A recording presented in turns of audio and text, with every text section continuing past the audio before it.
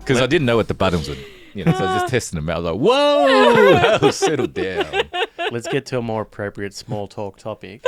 Yeah. Because I need to somehow cross into we're in this episode. Try and come back from this. We've had a lot of fun this year. It's our last episode for the year, probably now brought to you by Co-Posit. Brought the big guns back. Yeah. He-Man, sexiest voice in property podcasting. By the power of the grey skull, yes. Probably the sexiest voice in general. Oh, Yeah. no. We were saying you should do commercials. Yeah, you should do voiceovers. For radio, yeah. No, just If I ever write a Any book, I want you to commercial. read the audio version. Yeah, look, maybe there's Yeah. an opportunity. I see a lot more Asians on commercials nowadays than 15 years ago. Yeah. The diversity is really kicking in. Yeah, but voice, you can be, Your your voice. voice can be anyone. Your voice is... Yeah, true. Yeah, Oh. audiobooks, Yeah. actually. That's a good shout. You'd You be doing good at that. audiobooks? Yeah. I'd listen to it. Especially like You're going to say romance novels. romance or something. novels. Sav, welcome back. Customer champion of Co-Posit. Yes, cheers. Thank you. How are you? Good to back on the last episode for the year. Yes, yeah. I made it. What was your favourite episode this year?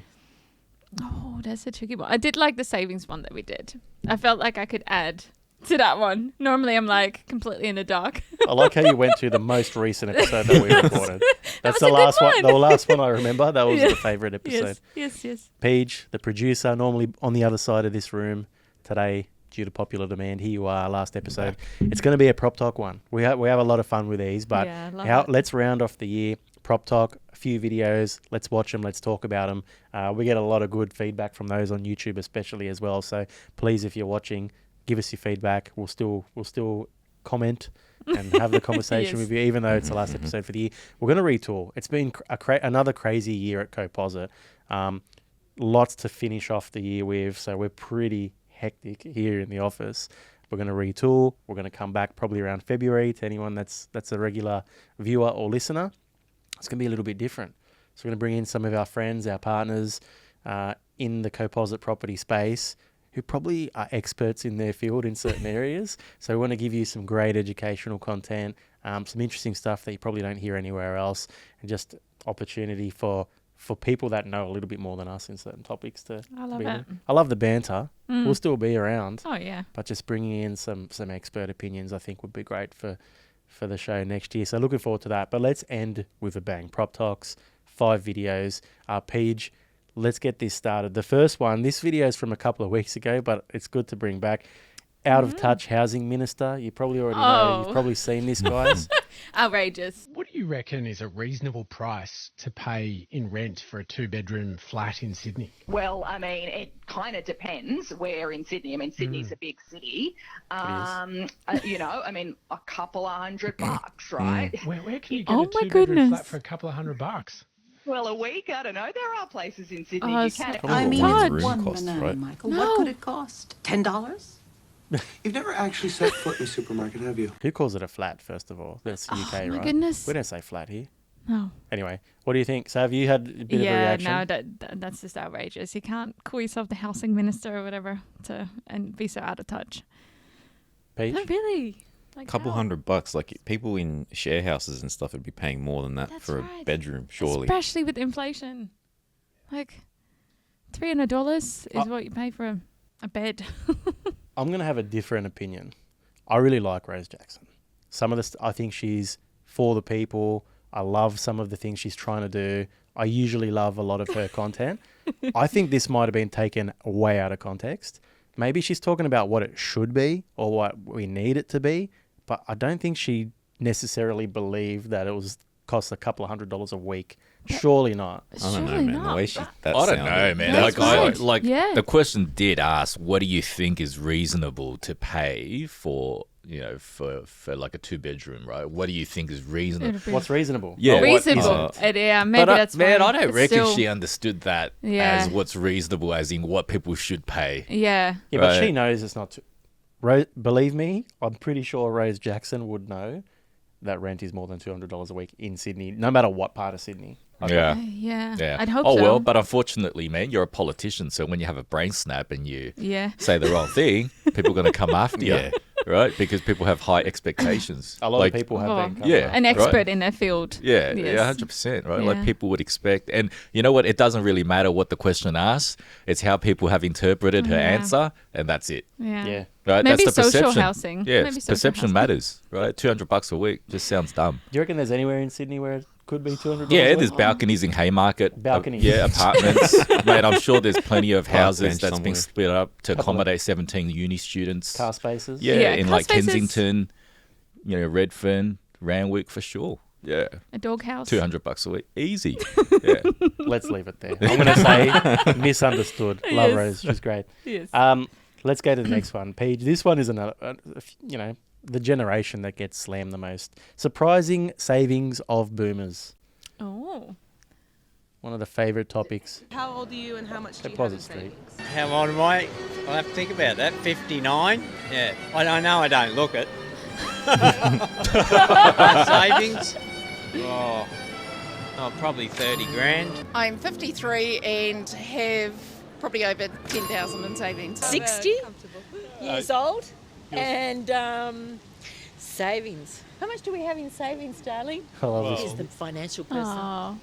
Probably. he doesn't want to say it. That's why. 2 million. I'm I reckon he was older than 61 60 and I as well. probably have about $1 million.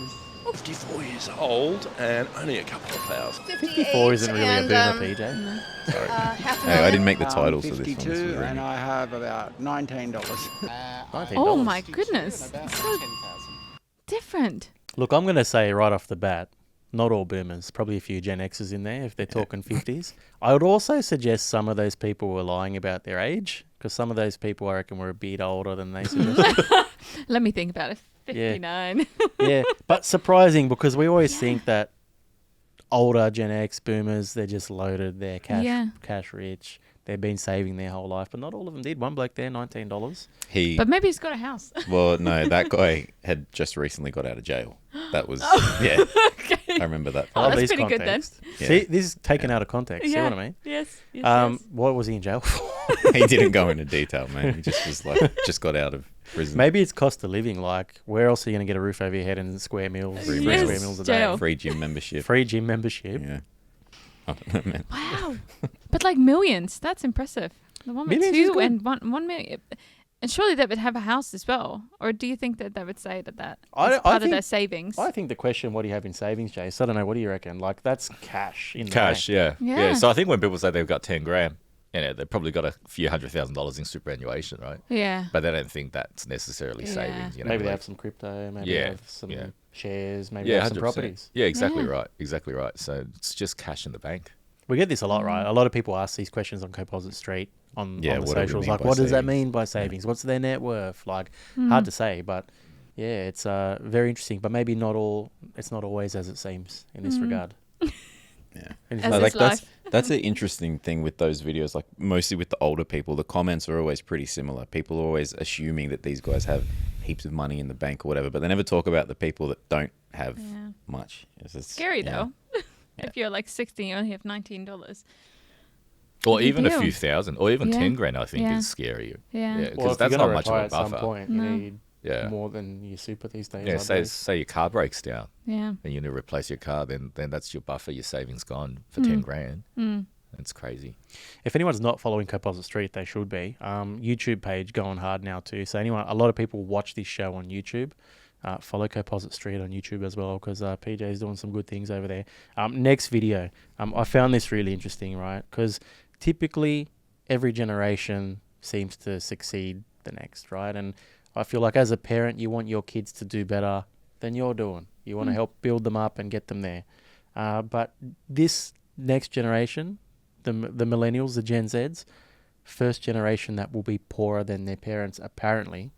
Oh. Hit it, Paige. The average millennial is 36 years old. They can't afford to buy the house. So therefore, their future self is poorer. If they think of how much of the stock market they can buy less with their money. They have less savings. They've got debts from university. So they don't have the ability to get out of this trap. And then what we are finding is because of this, they're having to live with other people into their 30s. They don't have kids and they don't get married. And these numbers have collapsed since 1983. You've seen these numbers come down from people living on their own So you could get your job, get yourself an apartment, has gone from 80% to 62%. You're seeing the marriage rate halve. You're seeing the home ownership rate go from 50% to 30%. These are all expressions of the same problems, which is people know their future is fucked and they can feel it. They have a sense of desperation. You see then the same cohort of kids in their 30s doing 2 jobs, 3 jobs, 4 jobs. That's not because they want to. Nobody wants to work 12-hour days,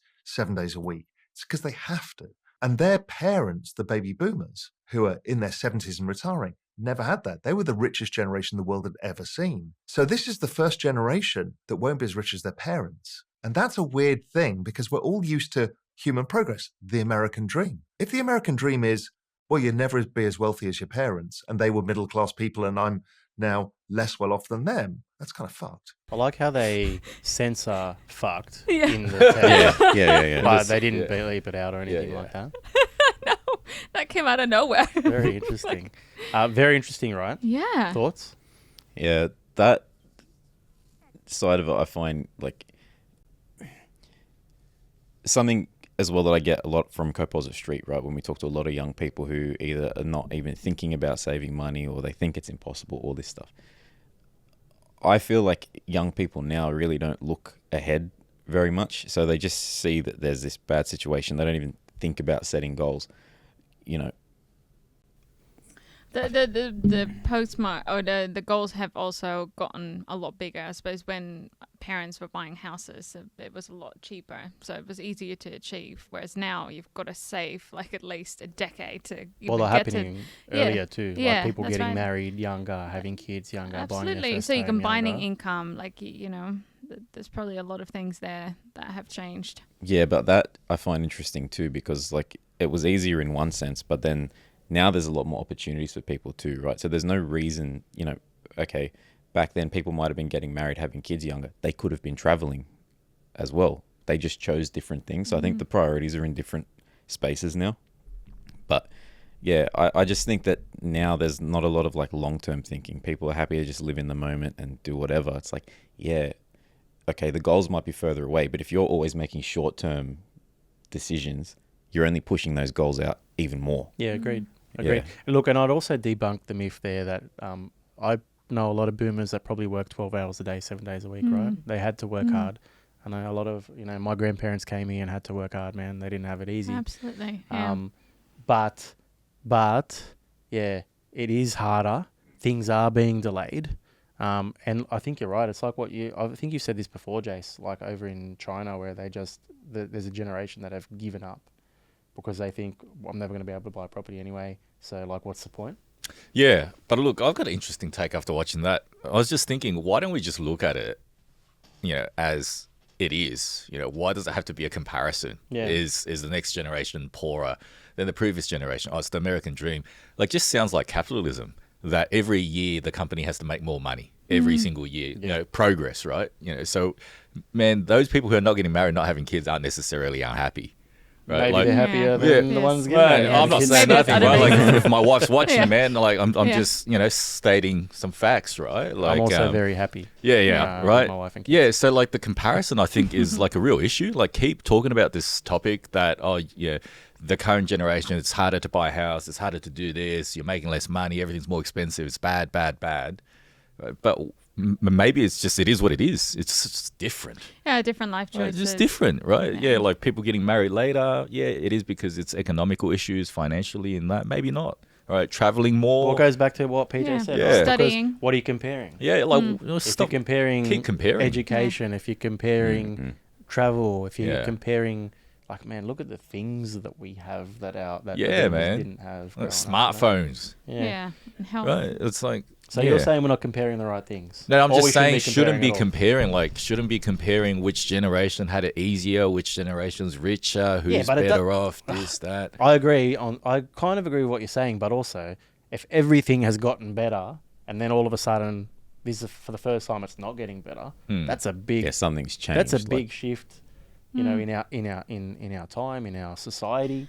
Like it's Well, and Well, a lot especially of things because, have gotten better, though. but especially so many people are talking about how much they're struggling or how hard it is for them now. So like, even if the priorities are different, they're still saying, oh, you know, rent has gone up ridiculous amounts, or it's food is so expensive. Like, there's clearly problems there that people are still facing. So it's probably worth having the conversation to figure out why all that stuff is and what can be done about it. The comparison thing, I guess, from a certain perspective, it doesn't make a lot of sense, but I think there is a case for it a lot of the time. Man, I just think the more they compare, they talk about it, it's like an easy way out for people to think, you know what, it's not me. This generation is effed. So what I do doesn't matter because it's tough anyway. Right? So I think it allows people to take less accountability, right? Because the previous generation had a lot of challenges too. They all did. Every generation. Yeah. So, but if you keep saying like, oh yeah, but the last one had it better. You know, this one it's really bad. There's nothing you can do about it because it's cost of living. It's so expensive. I like what you're saying about let's not put blame. Let's figure out what to do about it. Yeah. And I think, you're right. This conversation means like, nothing I can do. It's just how it is. Yeah. I can't buy a property. It's not the fact that I spend all my money on the weekends. Yeah, exactly. It's because the house prices are so expensive and the interest rates are high and all the boomers have pushed up the property prices. That's it. Right. But look, I'm not saying people are saying that, not everyone, but sometimes it's like an easy way out. So people blame the boomers. People also blame property investors. And the government. But I'm trying to do a segue here. So property investors. So the next video is, and we get this one a lot. We've probably spoken about this a lot in the year.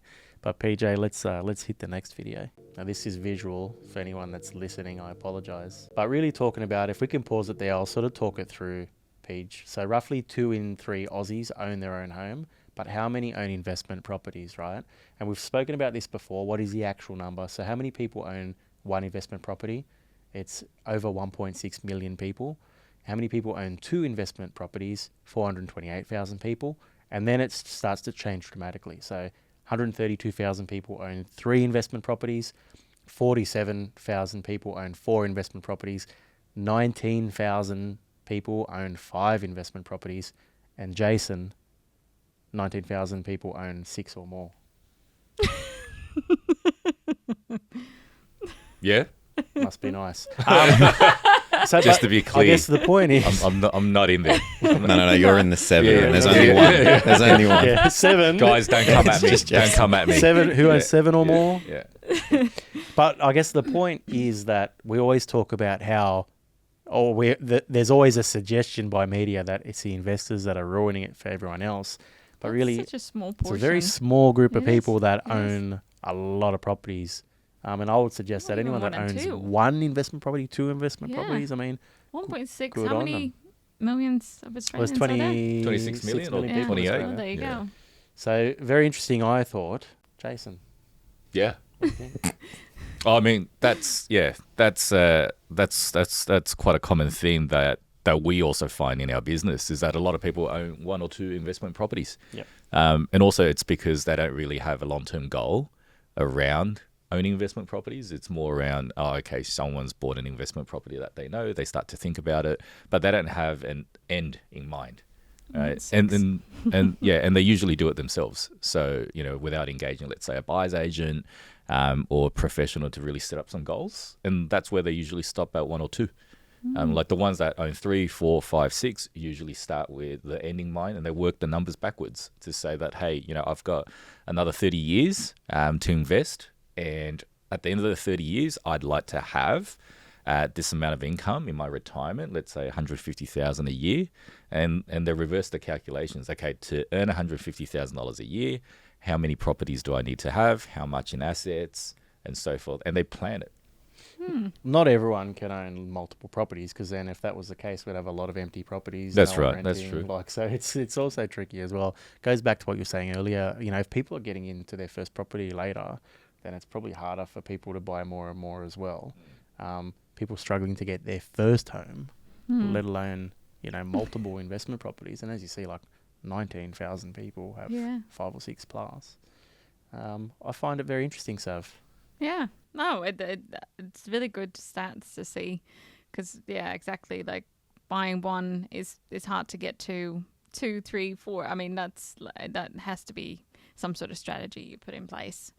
to be able to get those. Yeah, like another comment I often see online is that when people make the investors sound like the antagonist of the story, they don't realize that most of them own 1 or 2 properties. Most of them are teachers, are nurses, are your average, ordinary Australian worker, doing their best. Yeah. Not necessarily are the people who, that people imagine are the greedy landlords that have 6, 7 properties.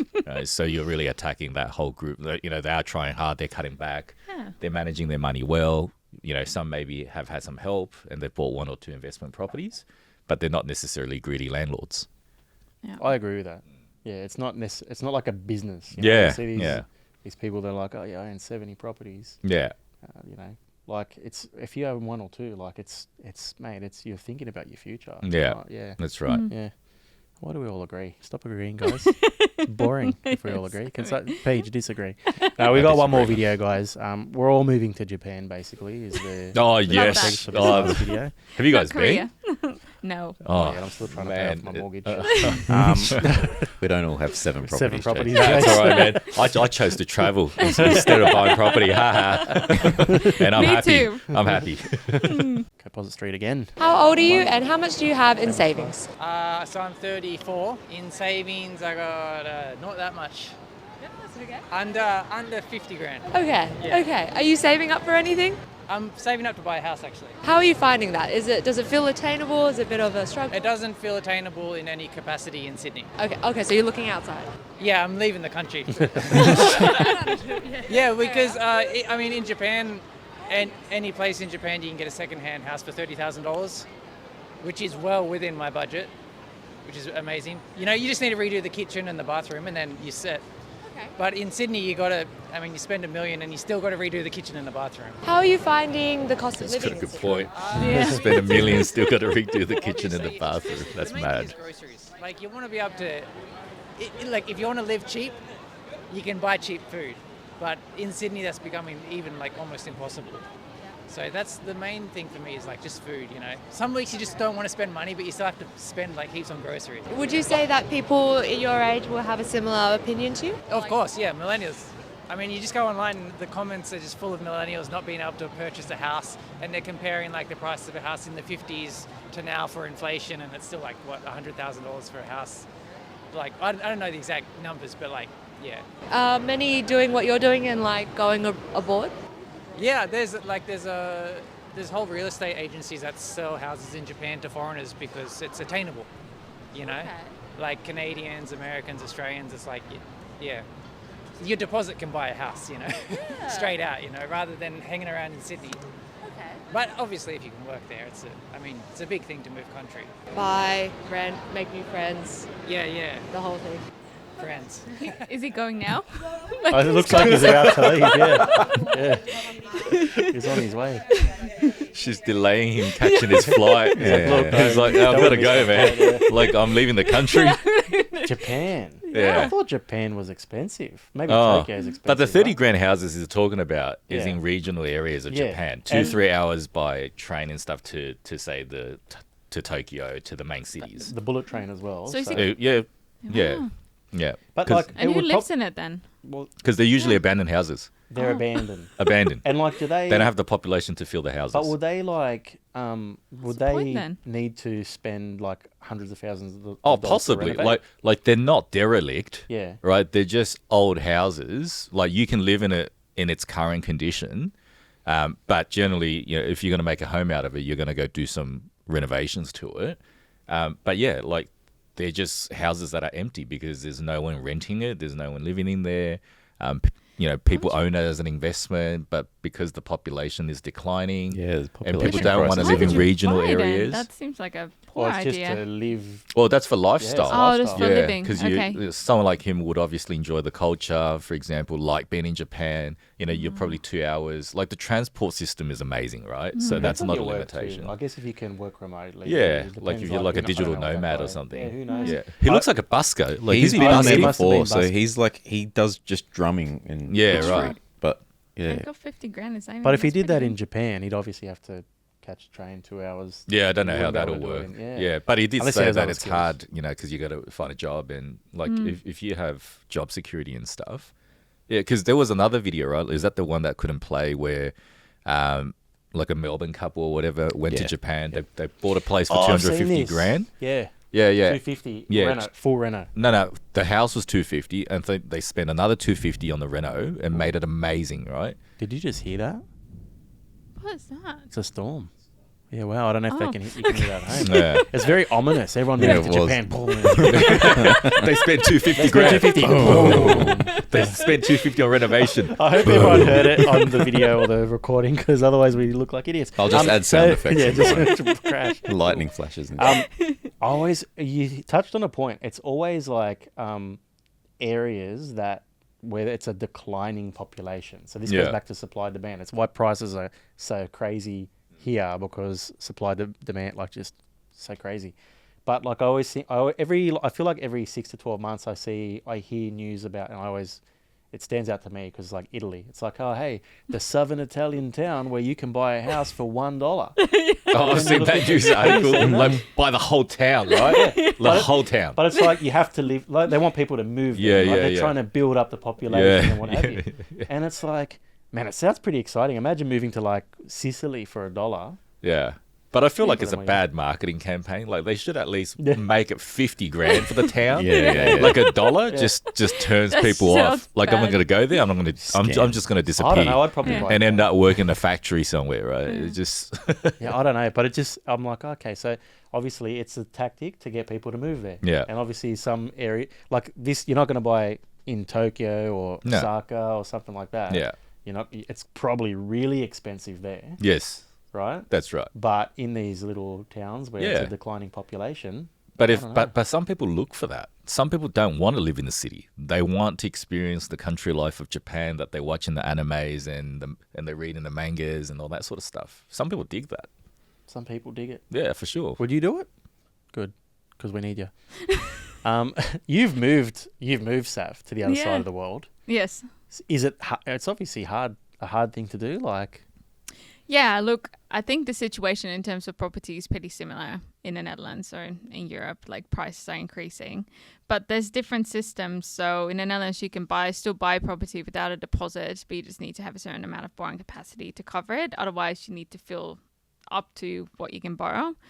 But what I actually was going to say is something different about on Instagram. I get a lot of advertisement for Dubai. And like the I get that too. Yes. Yeah. And I've considered it, like buying overseas, but like it would be really hard to. The hardest SEO term in property is property to buy. Oh, really? Yeah, it's the most expensive SEO term. There's a lot. That's why you're probably seeing ads. Yes. There's a lot of ads for property to buy. That's very interesting. I think it's when you make a move like this. Going back to the video. It's like a decision you make, and it's a forever decision. Because once you do that, there's no coming back. You're not going to be able to come back to Sydney and afford it, right? Or you're not going to be able to really go anywhere else and afford it. So you're moving there, you've made a decision, you're going to be a hermit in this little town, playing your busking drums or whatever you do. Like, it's a forever decision. So I think, I don't know, don't make it lightly. But does if you buy a house overseas, does that affect your borrowing capacity here? Oh, generally it doesn't. Okay. Yeah. Oh, that's interesting. Okay. So that's a good thing. You see, like Thailand or at a somewhere. shisha cafe, just like hanging out. Oh, it looks pretty cool, Dubai. Also, so if you own property overseas, they don't take that into account here for your borrowing capacity. Like they don't look at like what your assets are worth or. Depends on the bank. Some may, That's or it comes down to whether the client even tells us. Yeah, right. Because you can't tell, right? Because the bank accounts. The bank accounts aren't part of it, and this and that, But if we do know with certain banks, you do have to treat it like the bank might have a special policy the way they look at it. Mm-hmm. Some may ignore it, because you don't really have much control over it. Yeah, because I know a lot of friends have got properties overseas, like back in England. And they're trying to then use that to buy property here. So I suppose it's whatever way you want to leverage it. Yeah, that does happen a lot. Yeah, when they sell their property in the UK, because they get a massive deposit, they bring it over here. That's when they buy the $2.5 million house, and people are like, "Oh my gosh, how are they buying this property?" Yeah, but they bought something like 15 years ago. That's gone up in value. Yeah. I love it, guys. Well, what a year. Yes. Thank you to those that have listened, that have watched along the way, those that give us their feedback and comments. Thanks, guys, for joining me every week. Thanks for We'll be having us. back next year. Property Now, brought to you by Coposit. Awesome. Cheers. Happy New Year. The Property Now podcast offers opinions on Australian property news for informational and entertainment purposes only, and they are general in nature. It does not take into account your objectives, financial situation, or needs. It does not constitute professional advice. Always seek expert guidance before making any property-related decisions.